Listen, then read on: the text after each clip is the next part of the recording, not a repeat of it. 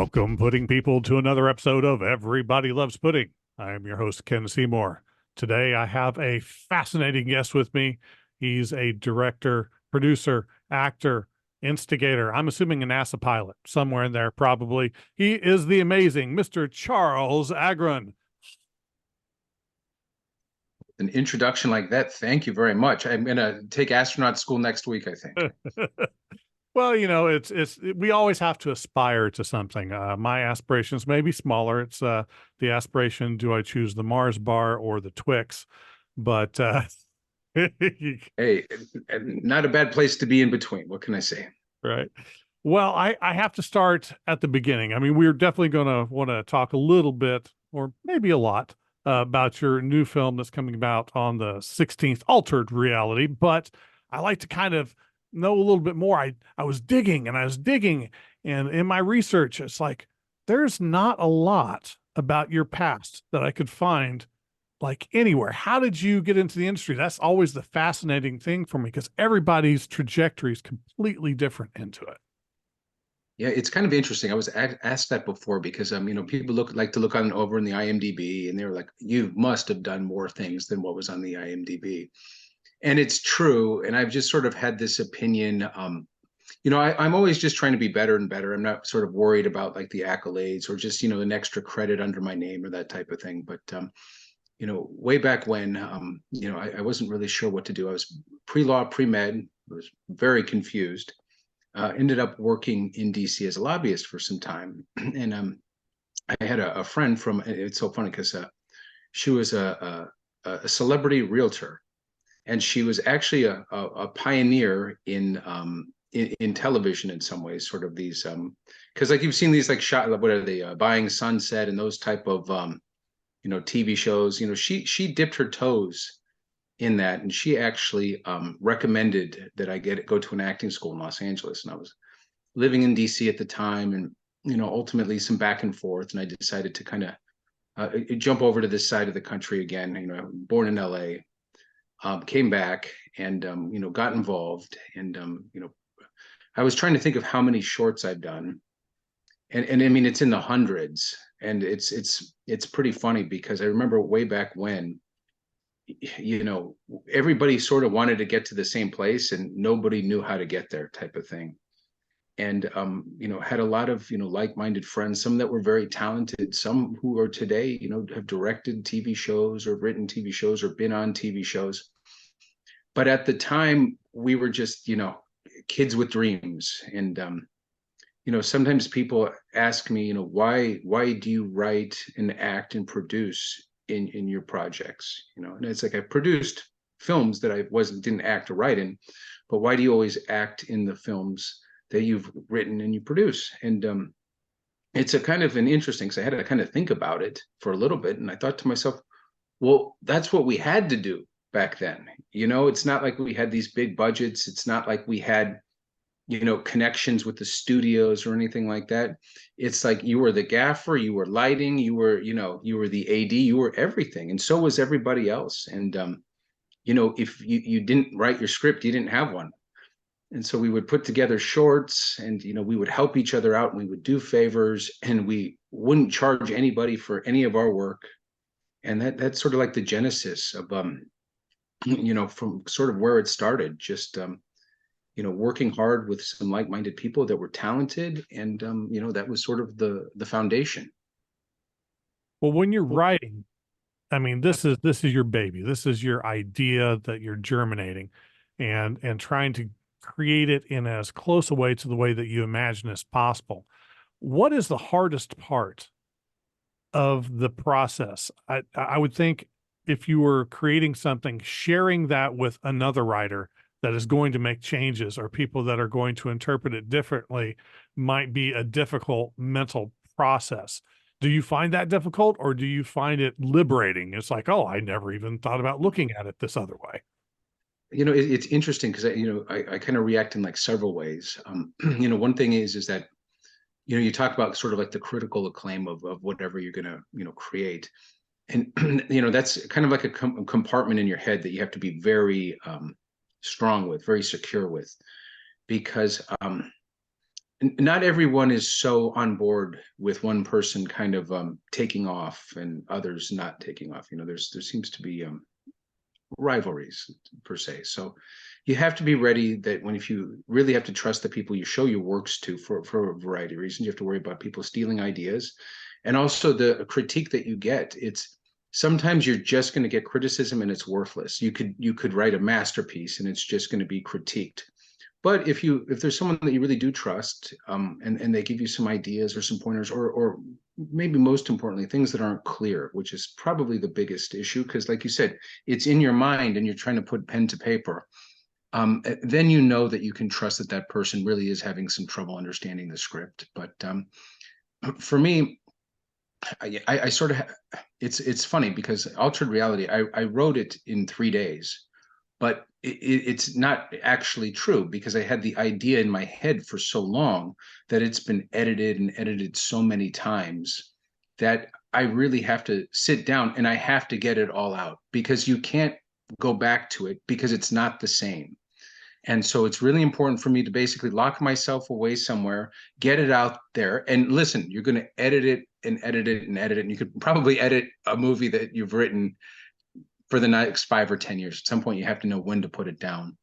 But those are the trials and tribulations for myself. It's like, finding the time, kind of getting the concept out. But once the concept is there, it's ready. It's ready to be born. So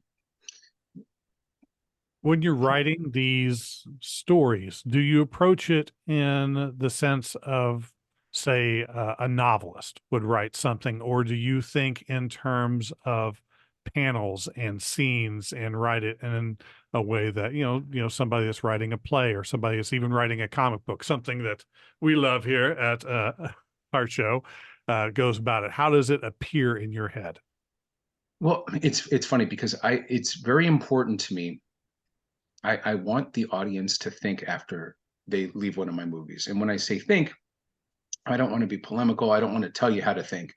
I want you to leave the theater and kind of think about where you're at in your life, and sort of how did, and some of the messaging kind of resonate with you and where you're at and some of the decisions you made. I don't I want someone to leave, and they don't necessarily have to be thinking scene by scene, but like if they're just like, I've impacted them somehow, some way, that's a win for me. And so that's sort of the blueprint for me, is like how to go from the beginning to the end. And I also have to create strong characters. It's frustrating to me because sometimes characters in a movie can just be kind of like placeholders to get you from the beginning of the movie to the end of the movie. And there's a lot of, like, I don't know, just random cussing, or just stuff that's just filler. I try to design characters that are smart and then are impactful. And another thing that's important to me is the idea that sometimes good people can have moments when they're bad, and bad people, there's moments when they can be good. And I think that I also try to be provocative in trying to stay ahead of the viewer, giving enough information, but starting from a place that maybe isn't always from the beginning, but just a piece of information to kind of toy with people's judgments. And I do that in Altered Reality. I set up a scene, and I have a lot of people sort of start heading in one direction, and by the time they're done with the film, it's a very different direction. So I do that because I want to keep everyone engaged as well, and kind of on a roller coaster, so that it's exciting from the beginning to the end. So, when you ask me how do I kind of approach it, I bet you I would be kind of like parts of those different styles that you suggested, but a bit unique as well. I can see how having that flexibility would definitely be useful. I remember an interview with Kevin Smith a number of years ago where he was talking about the production of Red State, approaching it in a very similar way to what you're describing there, and trying to keep people on their toes, not do what is expected, but that Mm-hmm. could produce what he ran into, where he kind of wrote himself into a corner. Has that ever happened to you in the production of any of your stories thus far? Have you already or always had a very clear mind? It's like, I know this is where we're ending, and I know I just have to get to that point. I think an issue I've had is like at some point, you do have to have a payoff for the audience. And sometimes it's like, a secret or information that they need to know. Because, when you're doing like a psychological thriller with, sci-fi aspects, the audience does have to have a leap of faith. And so it's like you have to kind of get on that seesaw of, you know, exposition. You don't want to be too much, but you don't want to leave people confused as well. That has been I guess something that I've dealt with in my writing is sort of like, if you do have the beginning, you know where you want to be. Sometimes you have to sort of you want to give enough, but not too much where someone's like that, that's just not believable, So I've had that's one of the points where I've gotten kind of I don't know if I want to use the word stuck, but unresolved, because you certainly have plenty of ideas, but Right.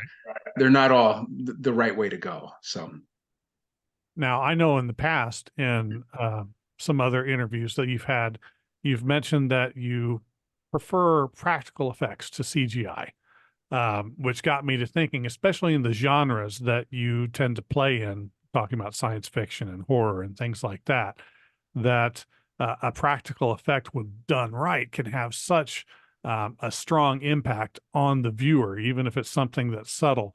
Do you have in the way of influences, if you had to, I mean, I know you've talked about Stephen King being a big influence, but just from the practical effects, if you were to think of any specific individuals or movies, what kind of stuck with you when you watched when you were younger, and it's like you wanted to bring that forward with you in the creation of your projects?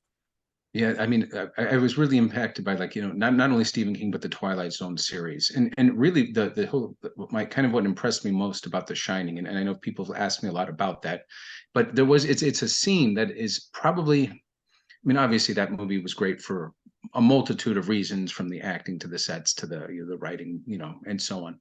But I really liked it when the little boy was playing in the just playing in one of the halls, and it wasn't the scene when the twins come up. It was a scene where a ball rolls into the room, into frame. And I mean, I was pretty young when I saw this movie, and I mean that scared me to death, to the point where it like stuck with me like for a long time. Like, the idea that something so simple and mundane could be so scary, I was highly impressed. And so that's why, certainly, a lot of these big movies use a lot of CGI and so forth, and people are very good at it, and so forth. But like for me, to be so impressed by something so simple, I guess, was what was, I was really taken aback upon. And in terms of like the Twilight Zone series, they would really touch upon kind of like taboo ideas and fears and things that people wouldn't even touch, that were really had psychological effects. And I think that there's nothing that can be scarier than what is in your head. It's like the monster behind the door. There's nothing that I can create and put on screen that is scarier. So what I want to do is recreate that monster behind the door, like those type of moments or decision makings that make you uncomfortable. It's like in altered reality, it's kind of like the sliding doors moment. Like, do you trust, do you not trust, and what do you do if you make a decision that you wish you didn't? I think we've all have dealt with that type of situation. And then what do you do with the consequences? I mean, it can be a horrible feeling to have made the wrong decision and to then be stuck with what the future holds. I always felt friends of mine have always said I've been too picky when it comes to horror films, but I don't think I'm picky so much as I'm just spoiled by the good stuff. When thinking back to what you're talking about, the people that do it right, that create that ambiance. Thinking of Stephen King adaptations, Silver Bullets, the scene on the bridge where the kid gets stuck on his wheelchair on the bridge. There's really nothing frightening in those frames, but just the setup with what you think is coming is what does it. But thinking back to things like American Werewolf in London, the practical effects on the transformation scenes are just fantastic. Those sorts of things have always stuck with me. What is your favorite? What is your favorite genre to play in? Are you that? Do you have a favorite genre, or do you want to kind of explore everything? Well, it's tough. I mean, I've produced, you know, I've produced dramas as well. But when you're talking about the kind of like favorite genre, I have like, for instance, I've got a organized crime film that I want to have made next. Um, the thing about kind of like the sci-fi thriller, is you really are given the ability to kind of take a leap of faith, and that's sort of what excites me, is that you can, play with topics that aren't real, but they are. Do you know what I'm saying? It's like the Okay. messaging or like the subject or the insecurities are real, even though the situations aren't. And so, in altered reality, I mean, there's a time shift, and obviously, I've never experienced that in real life, but you can deal with the drama of that circumstance, and that's sort of fun with me, and that certainly is an area that I like to play in. Well, there's a good question right there. There's been so much done with time travel and adjusted perceptions to reality, or understanding, the multiverse is real big still for the moment, things like that. When you approached doing a time travel story, do you have a preferred interpretation of how time works? Was there something that kind of hits like, I prefer the one universe, nothing can ever be changed, or do you prefer the multiple realities created from every decision? Where does your mind feel most comfortable when you're going at the time travel question? So for this movie, I prefaced it with, wonder if the past, present, and future existed at the same time.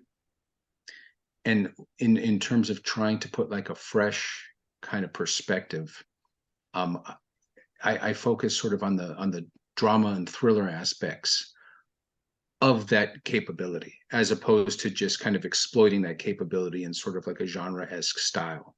So, going back to like how it's important to me to create, dramatic, important characters.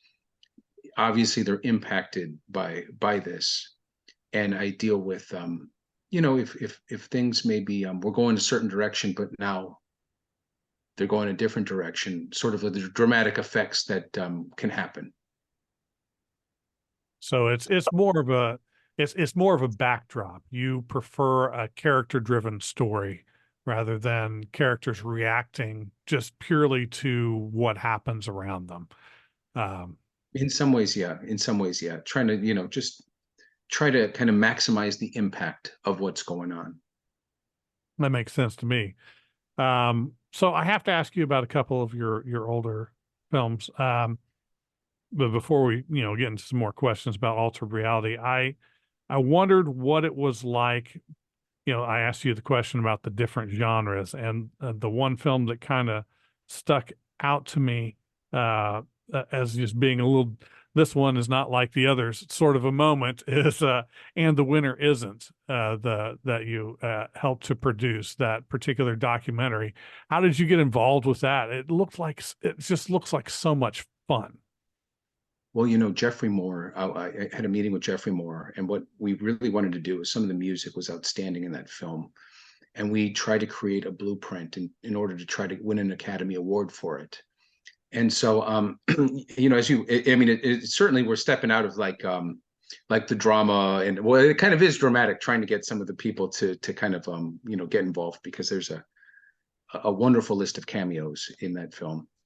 Um, but what we did is we were able to get that thing qualified for an Oscar, an Academy Award, and we got it to the point where it was on the short list, which is the next the next level before nomination. Wow. And unfortunately, we didn't get there. But we did have a great time trying to make it happen. The music is great, and I think that it's the type of music that brings people together.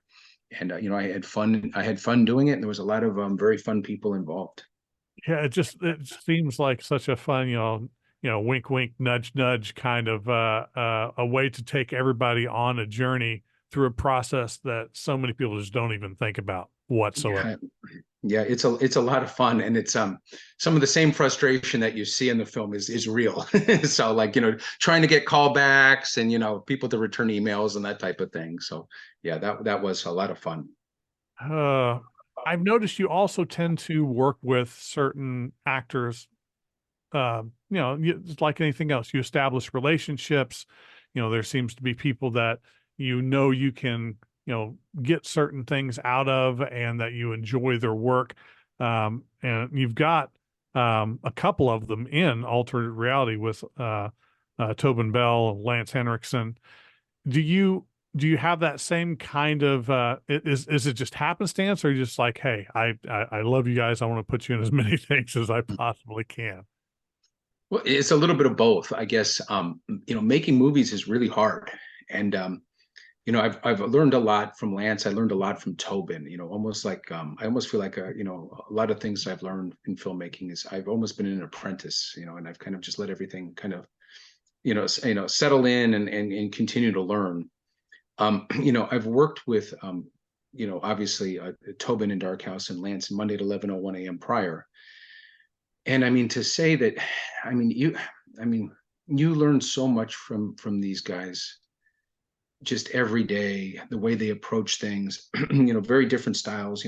Tobin is very surgical in how he approaches his script, and takes it very seriously, and kind of wants to map it out and just kind of nail the scene in that direction.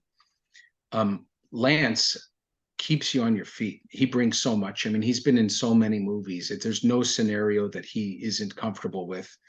And what's so great about that is you become very comfortable acting in kind of different types of situations. I mean, Lance will really keep you on your toes. So going back to the idea though that making movies it's hard work, especially you're an independent trying to make a movie that goes toe to toe with studio caliber films. And what I've learned is that if you have people that are talented and that are reliable and are team players, those are the type of people I love to work with. And I would love to work with them again and again and again. And another person that was fantastic is the director Don Fauntleroy.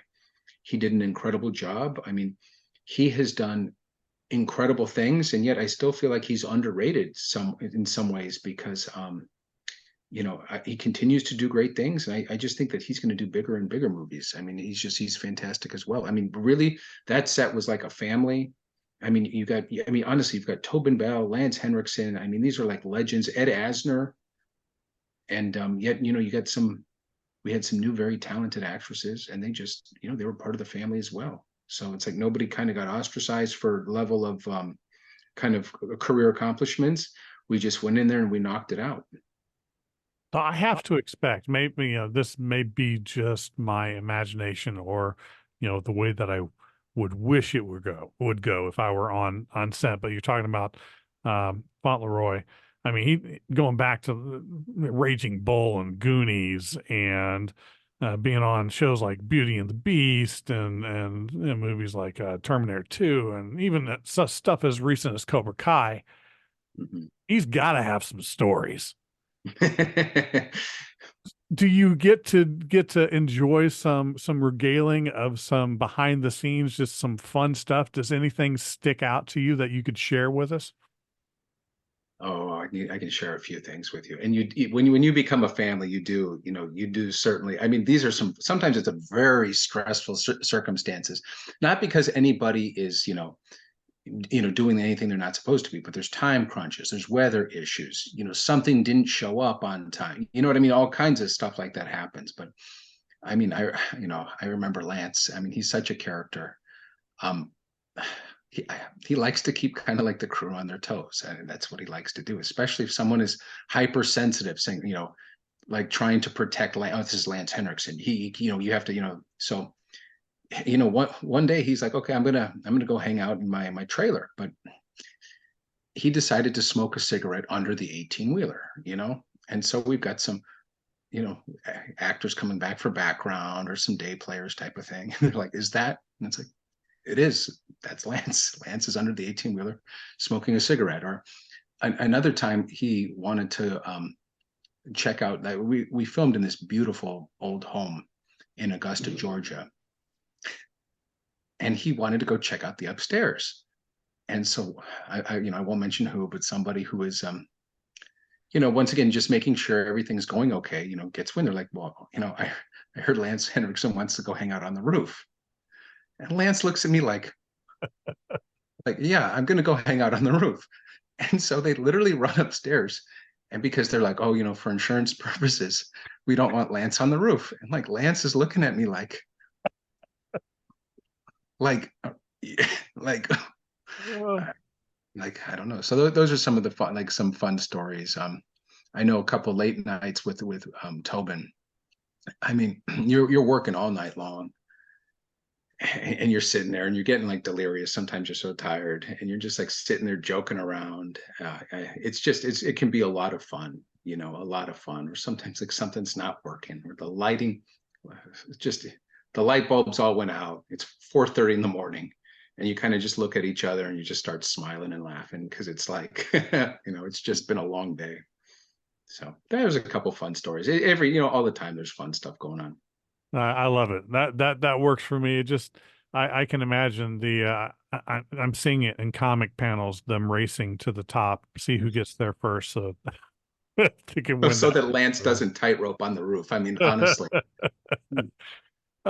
So one of the things I noticed in at least it feels like in the presentation, would I be right to say that you tried to use color as not just a mood setter, but kind of an indicator as part of the story in altered reality? It looks like there's a lot of fun play with the color on that. So, I made a movie Monday at 11:01 a.m. It was sort of my entry into the industry in some ways. I'd done Dark House, but this was my first kind of baby.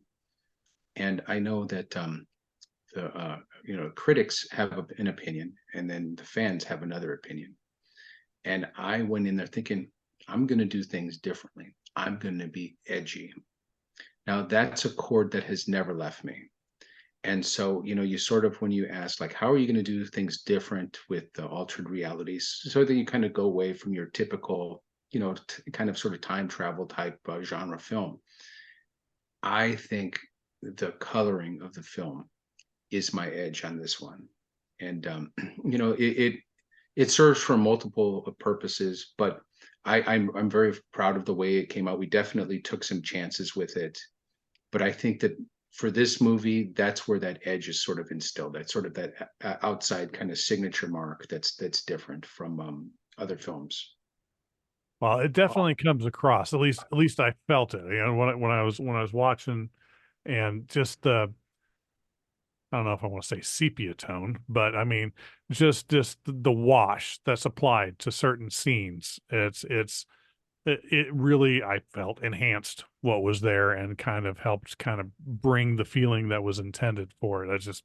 I thought that was really kind of nice, and I like little bits, little tweaks like that can make things interesting. Do you have any other kind of, other, not like the Alfred Hitchcock, I'm going to walk by in every scene sort of thing, but do you have any other signature things that you like to apply to your works? Well, I'll tell you, like I said, I like to keep the edge. Time is very important to me. I guess really, for something that I create, I am interested in acting in the films that I write. I was asked that before, and that is something that is, a signature.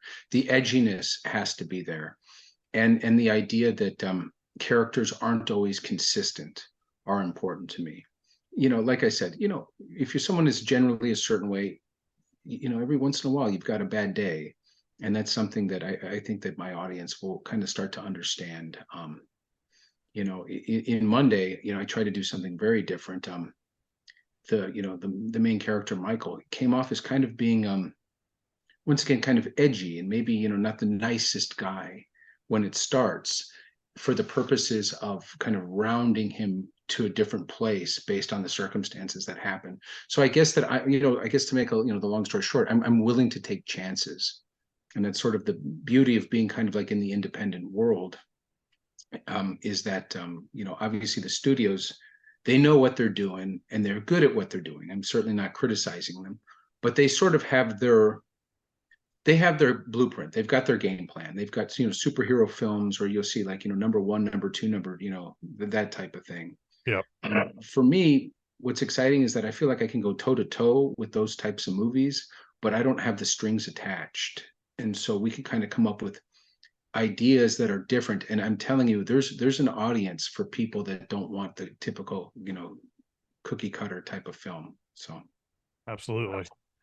So, okay, before we run out of time, I always have a handful of questions I like to ask everybody, and they're super important because they have nothing to do with anything, and they're just fun. At least I find them to be so. hmm. So one of them, I want to start with just a general question. Are you a comic book fan? You talked about the comic book movie there for a moment. Were you ever somebody that read comics? Is that something that's close to you, or is that something that's like, that's never been a thing for me? As a kid, I used to collect them, but it's been a while. But certainly like everybody had their favorite superhero type of thing. So who was the one, if you went to the racks, the first comic that you would go for when you were a kid, what was that comic? That was Batman. Ah, good. I guessed well. Uh, Fantastic. yeah, there you go. Um, well, how about this? If you had your choice to Mhm. play any character from the comics, it just somehow just landed on your lap, it's ready to go. The script is done. We need a person. We love you. We want you to be it. Who would you play? Oh, I mean, this is you're going to say this is so obvious, but it's like the Joker comes to mind because of how well it's been played before. I Mm. think that, I mean, what a fantastic character to try to get into the mind of. Um, and then come on, who doesn't want to fly? I'll be Superman.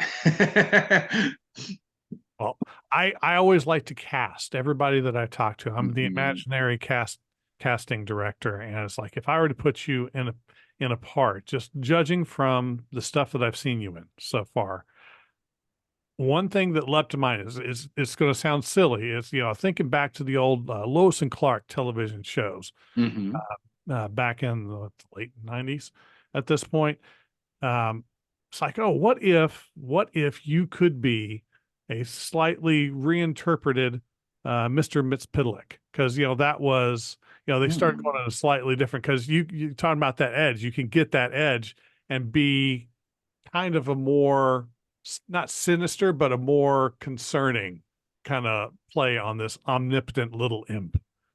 Yeah, I mean that sounds fun. I like that. I kind of like playing around with that sort of that space, like the mind of someone who's maybe intelligent, but maybe not on the right path. that would be fun to play with.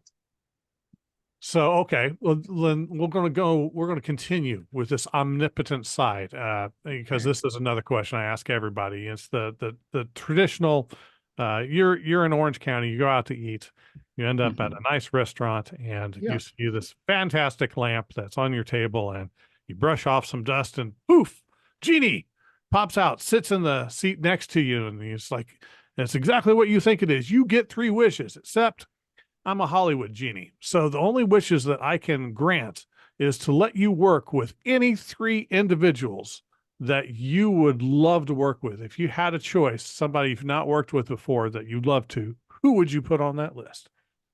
Okay, Jack Nicholson. That would definitely be on the list. I mean, he's just so brilliant. The love of his performance in The Shining. That would definitely come to mind. Oh gosh, and then you mentioned the Joker. I mean, I don't know. I mean, we're talking about sort of like the superhero films. I mean, Christian Bale, Heath Ledger come to mind off the top. I mean, I think I would have to pick one of those, but I've always wanted to work with Arnold Schwarzenegger, and he's somebody that I would love to talk to about a project. But between Christian Bale and Heath Ledger, that is so tough. Uh, Okay, I'll go with Heath Ledger, but it's very difficult Yeah, because that's rough. very deep acting, very can go to places that not too many people can go to. They both commit when they go Hmm. into a role, and it's just too much fun. All right, something a little less impactful, but still just fun.